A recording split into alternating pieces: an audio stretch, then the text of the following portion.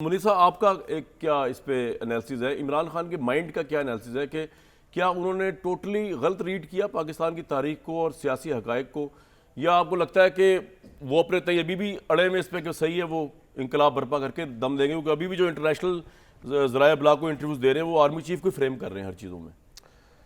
बहुत शुक्रिया कामरान शाहिद साहब। देखिए, सबसे पहले तो एक बुनियादी फैक्टर ये है, मैं अगर बड़े, क्योंकि मुझे पता वक्त कम है, इख्तिसार से अगर बुनियादी फैक्टर ये है कि देखिए, जिस जगह से आप बेनिफिशरी होते हैं ना, जिस इदारे की है जहाँ आप उनको वापस आकर दोबारा उन्हीं को हॉन्ट नहीं कर सकते, क्योंकि आप उनकी प्रोडिजी होते हैं, उन्हीं की प्रोडक्ट होते हैं। और इमरान खान साहब माने या ना माने, किसी को अच्छा लगे या बुरा लगे, 2018 के अंदर इमरान खान साहब की हुकूमत मैन्युफैक्चर की गई। ऑब्वियसली सीटें ज़रूर उनकी ज़्यादा आ सकती थी, लेकिन वो हुकूमत बनाने की पोजीशन में कभी भी नहीं थे। उससे पहले भी प्रोजेक्ट जो था, मैंने जो लोग ही पहले छोड़ के जा रहे हैं। जी, मतलब वही एग्जैक्टली, मतलब प्रोजेक्ट जो था इमरान खान साहब का, उसको तो 2016 से भी शुरू कर दिया गया। उससे पहले का सिलसिला आपको पता ही शुरू हुआ था। इशू ये है कि इमरान खान साहब को जिस शदोमत के साथ फिर यहाँ लाया गया, बाकायदा तौर पर बारात लाई गई, नहीं हुकूमती बारात थी जो आई, इमरान खान साहब ने हुकूमत चलाई और वो खुद कहते हैं कि किस तरह से चली, सब कुछ हुआ और फिर जिस तरह उन्हें सपोर्ट मिली इस्टेब्लिशमेंट की। यकीनी तौर पर इमरान खान साहब ने असर्ट करने की कोशिश की और गलत चीज़ों के ऊपर असर्ट करने की कोशिश की। कोई प्रिंसिपल चीज़ नहीं थी कोई इतनी जिसके ऊपर वो बहस कर रहे थे। अगर तो कोई सिविलियन सुप्रीमेसी का सिंपल इशू हो जाता तो वो तो चले और बात थी, हर कोई कहता से राब्ता हो जाए तो सारी जी वो अब मैं कहता हूँ दिन में आप एग्री करते हैं इस बात से? बिल्कुल, दिन में 36 पैगाम शायद भिजवाते होंगे कि भाई बात कर लें। इमरान खान साहब इक़्तिदार से निकले, जेन्युइन आउटपोर लोगों का सामने आया, लोगों ने उन्हें सपोर्ट किया, उन्होंने बाई इलेक्शंस भी जीते, मकबूल भी हो गए और अपनी मकबूलियत के वो पीक पर गए। मसला क्या हुआ है? मसला ये है कि ये सवाल मैं और शायद आप भी पूछते रहे कि भाई जो शख्स मकबूल भी हो रहा है और हुकूमत से निकल के मकबूल हो रहा है, पीडीएम की हुकूमत का सियासी कैपिटल एग्जॉस्ट हो गया क्योंकि मईशत डूबी हुई है मुल्क की, तो आपको क्या ज़रूरत है कि आप जाकर उस इदारे से, उस जगह से जो आपका बेनिफैक्टर रहा है, आप उसके साथ एक नहायती भोंडे इशू के ऊपर आप उनसे एक लड़ाई मोड़ ले लें कि क्यों कि जी मुल्क के आर्मी चीफ जो हैं वो मेरी मर्जी के लगेंगे। और आपने उनसे प्रॉब्लम यही है, आपने उनसे लड़ाई लड़ी, लेकिन ये सिर्फ लड़ाई नहीं थी कामरान शाहिद साहब, ये एक इतनी गंदी भोंडी साजिश थी जिसके हकायक सब कुछ हर किसी को पता है।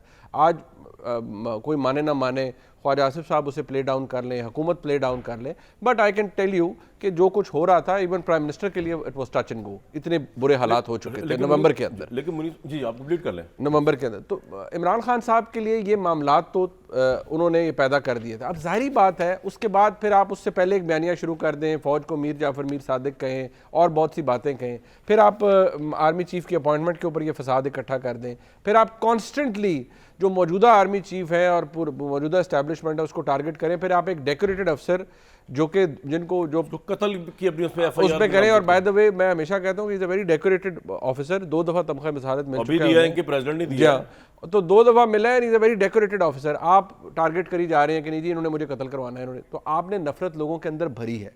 अब प्रॉब्लम क्या है कि this is what went wrong. दूसरी बात यह कि लोग जो डिजर्शन हो रही हैं, मैं आज भी कहता हूँ ये ऑर्गेनिक नहीं है, प्रेशर भी होता है ना, रियासत का प्रेशर होता है, आपके साथ इदारों का प्रेशर होता रखिएगा। मैं कोई इमरान खान का ट्वीट अभी आया, सुना दूं आपकी बात, कोई एंडोर्स कर रहे हैं, वो कह रहे हैं, इमरान खान साहब का ट्वीट है कि हमने पाकिस्तान में जबरी शादियों के बारे में तो सुन रखा था, मगर तहज़ीकी इंसाफ के लिए जबरी अलहदगियों का नया अजूबा मुतारिफ करवाया गया। इमरान खान साहब को शायद यहाँ पर भी तारीख का थोड़ा सा प्रॉब्लम है, सिलेक्टिव होती है ना तारीख की, selective memory, selective. Imran Khan साहब को याद रखना चाहिए कि जब वो उनको इक़्तिदार में लाया गया था तो उसके लिए क्या क्या किया गया था। I can bet my head on this कि ऐसे लोग जो यहाँ से PMLN के टिकट लेके गए 2018 के इलेक्शन में, एंड बाय द टाइम वो चकवाल पहुंचे तो उनके टिकट ही बदल गए थे। बिल्कुल, और टिकट तो मैनेज ही किसी और ने किए थे। और कई लोग ऐसे थे जो रात को घरों में जाके सो गए कि टिकट ही कोई नहीं है हमारे पास, उनको कहा गया नहीं आपने सुबह इस टिकट से आपने इलेक्शन लड़ना। आप ये मुनीर साहब, आप ये पार्टी का जवाल इस हद तक देख रहे हैं कि जो भी कमिंग इलेक्शन आएगा, चाहे साल हो या अगले साल हो, तो उसमें तहरीक इंसाफ जो है वो बिल्कुल मुकाबले की सिचुएशन में नहीं होगी PMLN? देखिए ये कोई हौसला अफजा सिचुएशन नहीं है कि मुल्क में एक इतनी बड़ी जमात, लेकिन गिवन द फैक्ट कि इमरान खान अगर खंबे को भी खड़ा करे ना, पॉपुलैरिटी इतनी है, बिल्कुल है, लोग चले भी जाए तब भी उनको। लेकिन कामरान शाह साहब बसात एहतराम, 9 मई से पहले की पॉपुलैरिटी तो मैं और आप जानते हैं, मुझे नहीं पता 9 मई के बाद की सूरत हाल क्या है। एक सर्वे होना चाहिए, मतलब लोगों को कितनी हद तक लोग उससे उस चीज़ से कितनी वो नर्व रेकिंग है 9 मई का जो सिलसिला हुआ। और दूसरा फ़र्क मैं आपको सिर्फ इतना बता दूं PMLN, पीपल्स पार्टी, ये कन्वेंशनल सियासत करते हैं, पावर पॉलिटिक्स करते हैं, सब कुछ करते हैं।